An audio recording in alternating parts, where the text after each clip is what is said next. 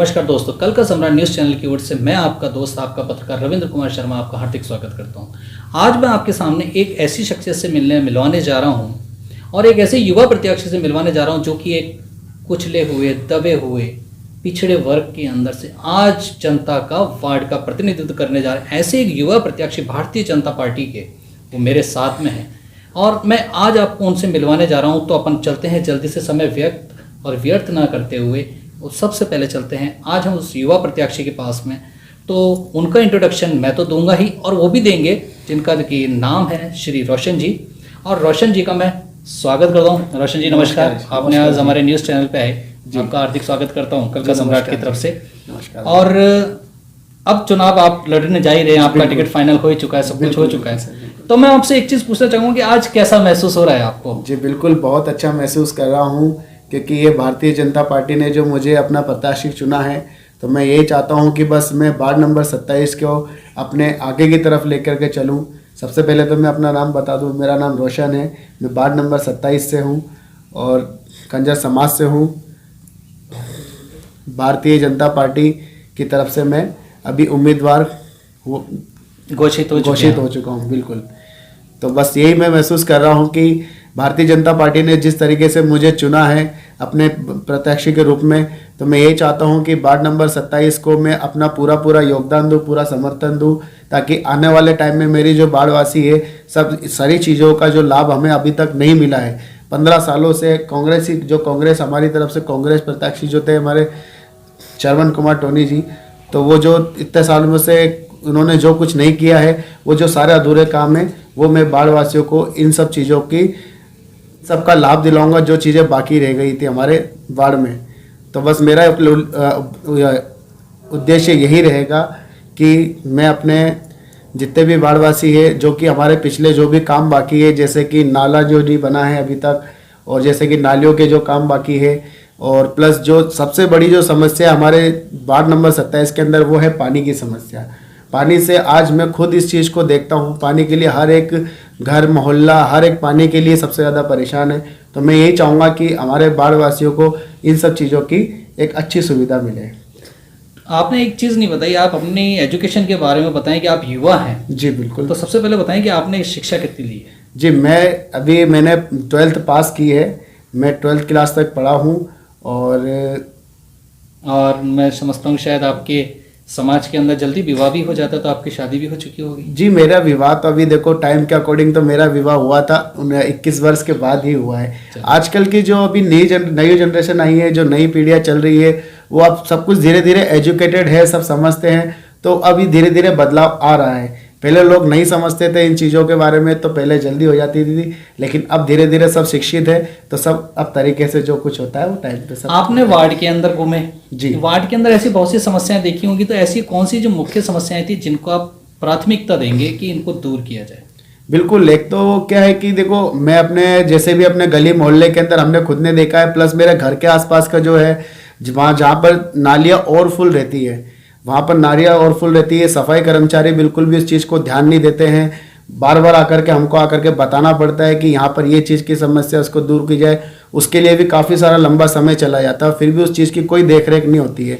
तो मैं यही चीज़ें देखता हूँ कि एक तो सफाई कंटिन्यू हमारे मोहल्ले के अंदर है, पूरे पीछे की तरफ जहाँ पर हमारे मंदिर बना हुआ है वहाँ पर भी मैंने अधिकतर ये चीज़ें देखी है। सफाई व्यवस्था वहाँ पर बिल्कुल ठीक तरीके से नहीं चलती है। दूसरी चीज़ मैंने एक देखी है कि पानी की समस्या जो है वो खुद मैं रोज़ देखता हूँ इस चीज़ों के लिए, कि पानी के लिए जहाँ पर अपने मोहल्ले में घर आज यहाँ है, तो पानी भरने के लिए लेडीज से मतलब दूर दूर तक जैसे कि हेडपम्पों से और किसी अन्य जगह से पानी भर भर के अपने घर तक लेके आती है। तो ये चीज़ें मैं देखता हूँ, तो मुझे इस चीज़ के लिए लगता है कि यार ये चीज़ें भी, समस्या भी दूर होनी चाहिए। जो कि हमारे पार्षद साहब जो पहले थे तो उन्होंने इन चीज़ों को कभी नहीं देखा है।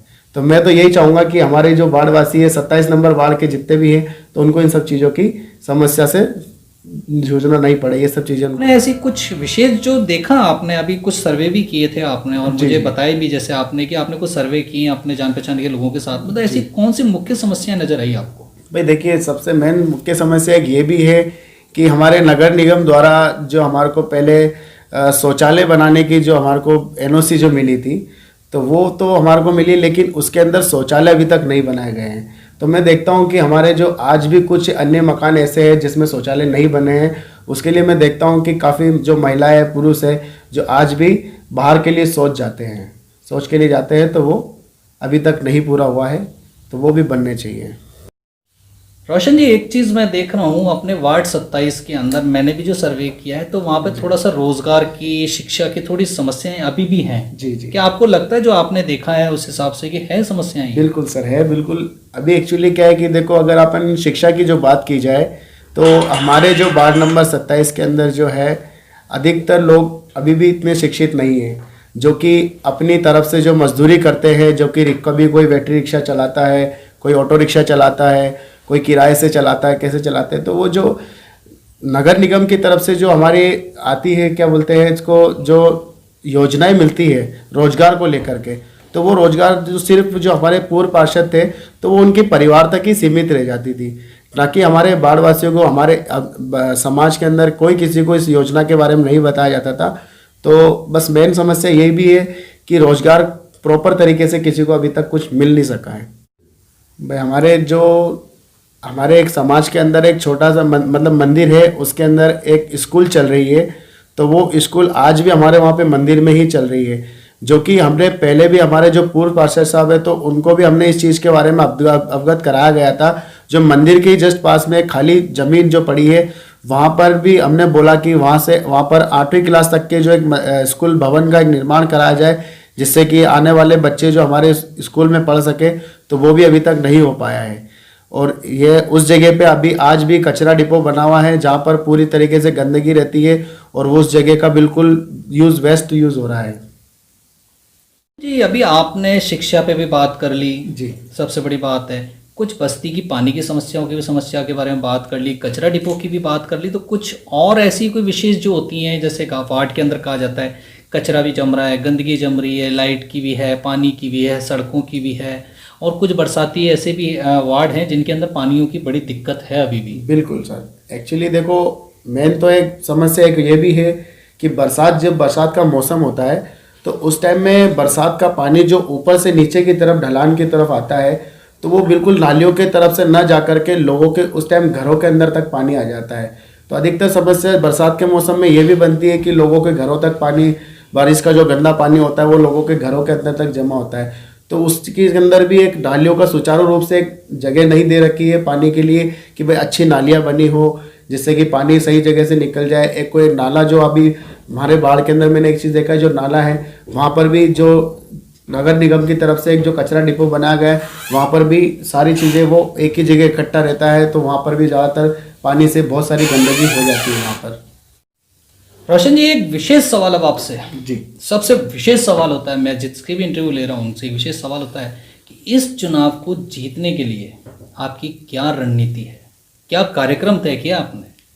जी देखिए, एक्चुअली हमारे जो बाढ़ के अंदर है, पहली चीज़ तो हमारी कज्जर बस्ती जो है, उसके अंदर 1830 बोर्ड है। 1830 बोर्ड ये हो गए। दूसरी जो हमारे है कोली समाज के अंदर करीबन 450 बोर्ड है। दूसरी आती है वाल्मीकि समाज से, तकरीबन 750 बोर्ड वहाँ से है। और बाकी जो हमारे गुजर भाई है, वहाँ से भी तकरीबन 300 बोर्ड जो मिलते हैं। तो इन सब बोर्ड है। उसके अलावा फिर अन्य जो सामान्य जो बोर्ड है, उन सबको मिला करके, और मैं चाहूँगा कि इन सबका पूरा मुझे सहयोग मिलेगा।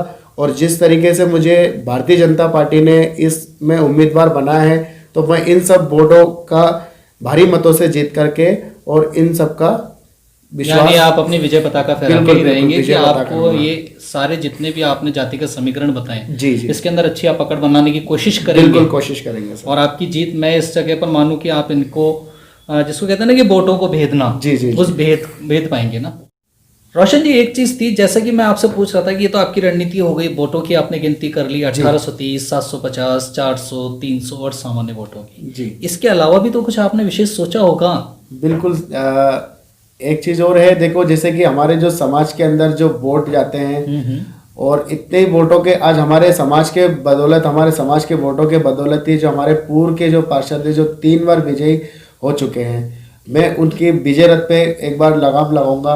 क्योंकि उसके अलावा भी इस बार 1800 जो तकरीबन वोटों की संख्या है, मेरे हिसाब से कुछ हमारे समाज के हैं, और उसके अलावा भी मुझे अन्य समाज का भी हमारी तरफ अब इस बार पूरा सपोर्ट रहेगा। हमारे जो भी अन्य समाज है, जैसे कि हमारे वाल्मीकि समाज की तरफ से हुआ, जैसे कि कोली समाज की तरफ से है, दूसरा गुजर समाज की तरफ से भी जो मुझे समर्थन मिल रहा है, जिस तरीके से मुझे विश्वास है कि इस बार ये ना होकर के इस बार हमारी तरफ से ही जो कुछ होगा, जीत हमारे कमल की ही होगी। इस बार हमारे वार्ड नंबर 27 में कमल ही खिलेगा।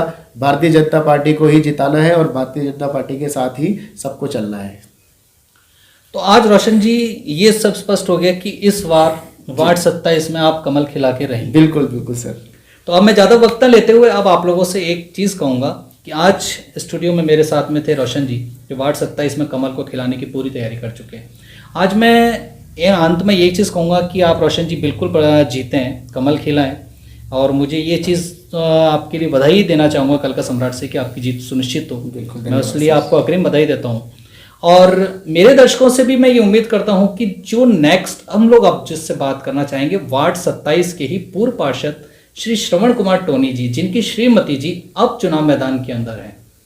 मैं कोशिश करूंगा कि उनसे नेक्स्ट जो हम लोग मुलाकात हो, जिस वार्ड पार्षद से मुलाकात हो, उनकी उपलब्धियों के बारे में बात हो, उनकी सारी विशेषताओं के बारे में बात हो, तो हम अगला नेक्स्ट जो वीडियो और जो चैनल पर प्रसारित करेंगे लाइव भी, और कोशिश करूंगा कि हम उनसे उनका इंटरव्यू आप तक जरूर पहुंचाएं कि उनकी क्या उपलब्धियां थी। तब तक के लिए मैं आपसे इजाज़त चाहूँगा और मिलूंगा नेक्स्ट वीडियो में। आपका पत्रकार रविंद्र कुमार शर्मा, नमस्कार।